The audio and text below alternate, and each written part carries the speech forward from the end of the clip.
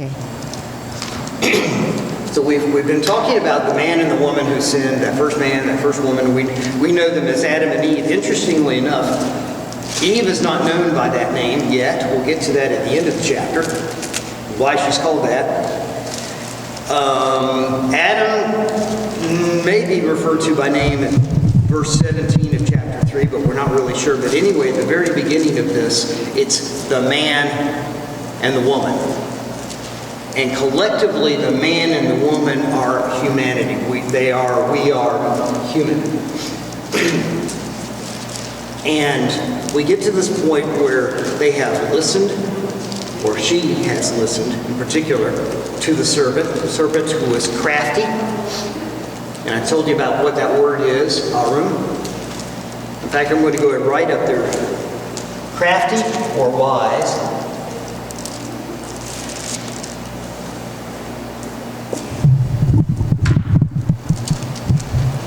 And in Hebrew, that's arum. And they were naive. Adam and Eve are naive.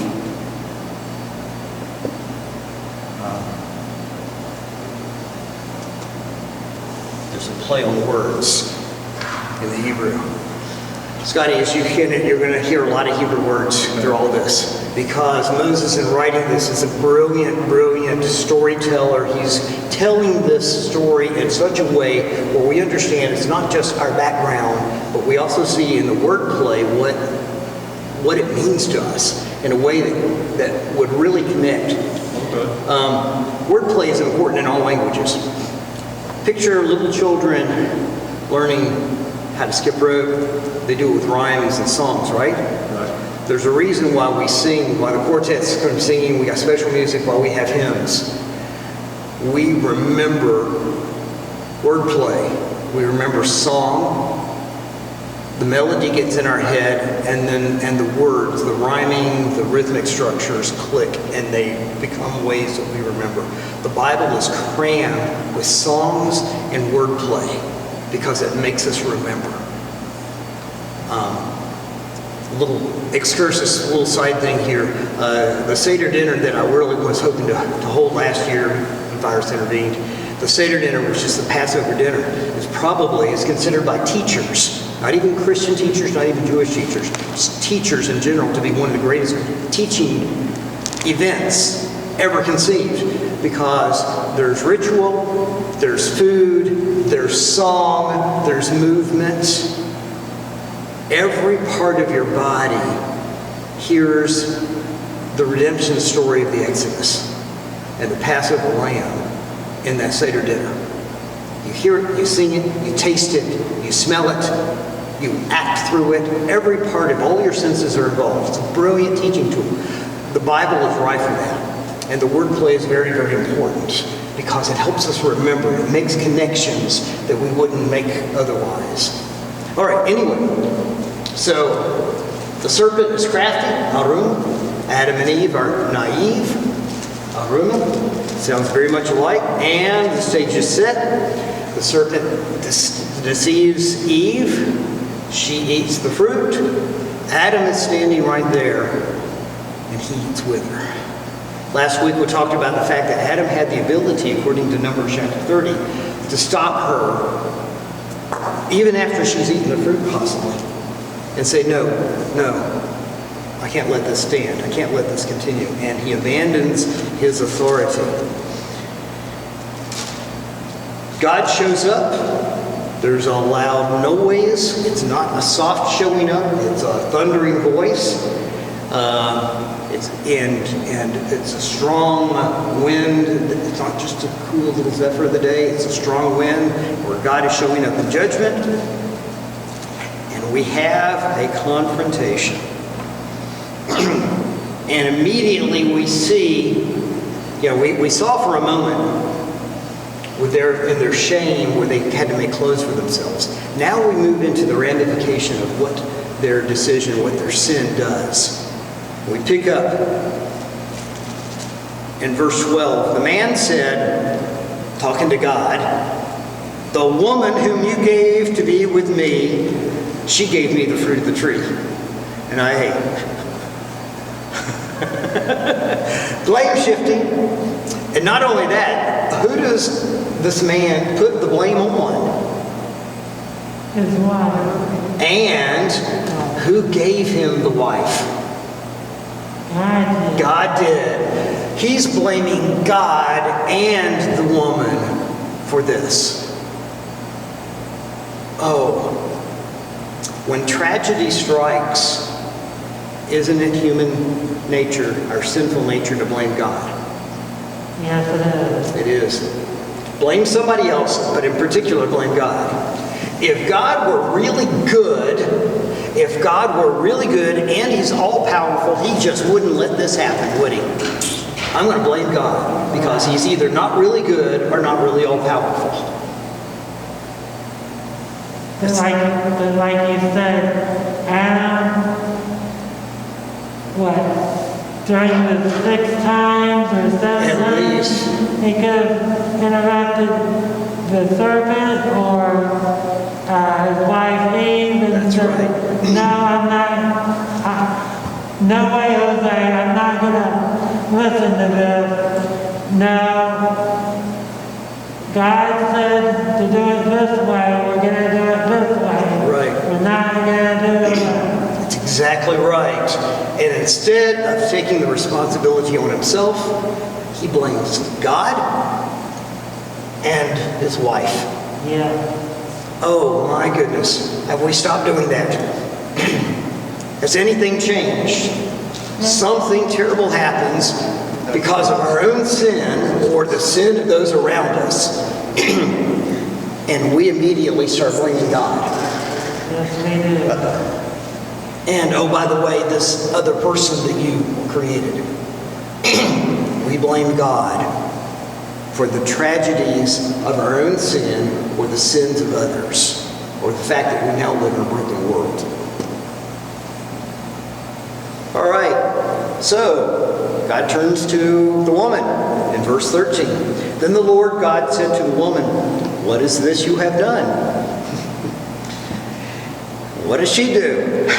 She tells God that the serpent was the one that deceived her. Exactly. She does almost exactly the same thing. It's, all right, let's shift that thing right on down the line. And I want to pause there for a second, because in a way, it's just a more subtle way. She does the same thing that Adam did, because in verse 1 of chapter 3, go back there, take a look at it for a moment. Remember, the serpent is more crafty than any other beast of the field that the Lord God made. So we go to Genesis 3, verse 1, the very first verse of that chapter. Okay, the implication is this. There's 2 parts on this. What is the serpent? It's a beast. Who made the serpent? Who made all the beasts? God did. So in a way, Eve is just a more subtle way. She's doing the same thing. Hey, that beast you made, that animal that you made, deceived me. She's doing the same thing that Adam had done, that the man had done, just a little more subtly. Okay. The serpent deceived me, and I ate. Remember, there gets to be a lot of discussion about why Adam's punishment, if you would, and Eve's punishment seems to be different, and a lot of that is this construction that, well, Adam knew better and Eve was deceived. Well, here's the problem. In this whole passage, where do we hear about deception? Who talks about being deceived? Does God talk about the deception? No. Who does? Eve. Eve does. What's Eve's spiritual condition right now? She's dead. She's spiritually dead. She's a sinner. Exactly. Can we trust everything that Eve says as of this moment? No, we can't. So to build a doctrine on what Eve who's trying to shift the blame is probably not the best way to build the doctrine as to why there's a distinction, a little bit of a distinction between the man's punishment and the woman's punishment. They're both sinful, they both have sinned, or we've already dealt with the fact that Adam had some responsibility to change that, but that's gone now. Now it's just we all have to own up to our own sin. She's not owning up to hers any more than Adam did. They're both sinful. Now, but God has, using this as an opportunity. He went from Adam, who blamed Eve, and he goes to Eve. So let me hear your side of it. You're going to distort the truth as well. And so he turns to where she points the finger, the serpent. And now we get the Lord God talking to the serpent. Because you have done this, cursed are you above all livestock.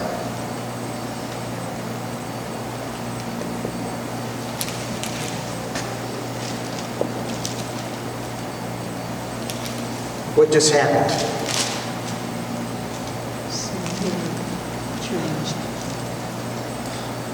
The serpent was Arum. Now he's Arur. Remember that word play I keep talking about? That Hebrew-speaking audience is going to hear that and go, oh, click. Oh, sin attempts to make you Arum, but it actually makes you Arur. We started out Arumim, but sin made us Arur. The words are connecting here in a powerful way. Cursed are you above all livestock and above the beasts of the field. On your belly you shall go and eat, and dust you shall eat. Now, there are a lot of people that say, well, the snake had legs and arms and feet and hands, all that sort of stuff beforehand, and now he doesn't. Well, there's no indication of that. It was the serpent before physically, and it's the serpent afterwards. The real thing we have to understand is the dust you shall eat. Take your finger here and go over to, by the way, there's a, what's the word for dust in Hebrew? You've learned that word. Adamah. Yeah, Adamah. Adamah. Dust. Adamah. That's where we get the name Adam from. Okay, first off, there's a double thing here. You're going to want to eat this man that you caused to sin. It's this devouring thing going on. But not only that, here's the big thing. We're going to go from recognizing that to start off with Isaiah 65:25. 65:25. Would somebody go to Isaiah and pull that up for me, please? Got to go past Psalms and Proverbs and all that. Get to the first of the prophets, Isaiah. And we're going to right to the end of the book of Isaiah. Next to the last chapter. The wolf and the lamb shall graze together, and the lion shall eat straw like the ox, and dust shall be the serpent's food. Dust shall be the serpent's food. Not Adam, dust. Now, we still have something like that, and even now, in terms of, so there's a reference here in the ancient Middle Eastern world. In racing, what do you mean when you say, eat my dust? You're losing. You're losing. You're losing, right? Guess what? It means the same thing 1,400, 1,500, 2,000 years BC. It doesn't necessarily mean a road race anymore. And if you're wondering about that, flip over to Micah 7:17. Toward the end of the prophets. Micah 7:17.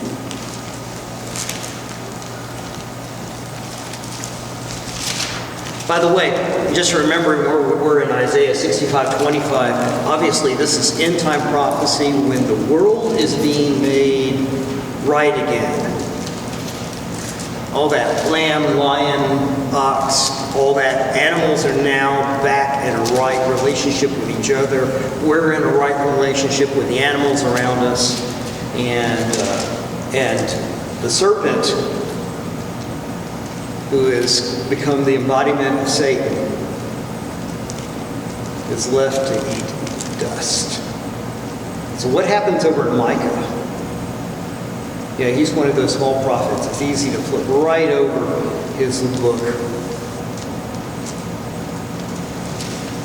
Anybody got that one? They will lick the dust like a serpent. Yeah, who will lick? Go back a verse. 16. Yeah, let's try to go back a verse. Nations will see and be ashamed of all their might. They will put their hand on their mouths. Their ears will be deaf. They will lick the dust like a serpent, like reptiles of the earth. They will come trembling out of their fingers. This is at the end time when all those nations that have risen up against God are destroyed.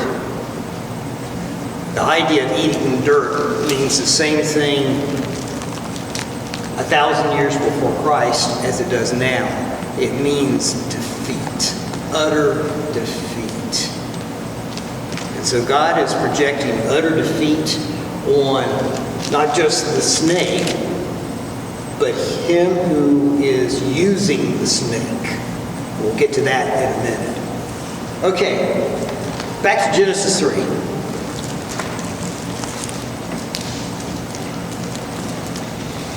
Because the next verse, verse 15, is where we really get something powerful and strange happening here. I'm going to have to play with the language a little bit for you to get to see it. I will put enmity between you, he's talking to a snake, the serpent, and the woman. Okay, that's in the now. And between your offspring, in other words, the seed is literally what it says, the seed of the snake, and her offspring. Something happens a little bit here. The offspring of the snake, in some sense, it's a collective plural. The offspring of the woman is singular. Now listen carefully and you'll really hear it out. He, the offspring of the woman, shall bruise your head. Moses, in taking this, has taken the serpent and all that he represents and his descendants, his spiritual descendants, and merged them into one. And the descendant of the woman who's going to crush that serpent is singular as well. God's looking forward to one person who's going to crush Jesus. Bingo. Bingo. I shall put enmity between you and the woman, between your offspring and her offspring. He, that's one specific offspring, shall bruise your, talking to the serpent, your head. You shall bruise his heel, but he's going to crush your head. You're going to inflict a temporary wound on him. He's going to deliver a permanent wound to you. Yes? Judas Iscariot was the one that gave a temporary, right? Yeah. Let's put it this way. Judas was the mechanism for this to happen, but I want you to think about it this way. Jesus' death on the cross was real. A real death, right? Right. But how long did it last? No. Not long. Not long. On the third day, it's over, right? Right. Okay, it's a temporary defeat. In the end, how long will be the defeat of the serpent and all that the serpent represents? Forever. Forever. I'm going to get into the passages.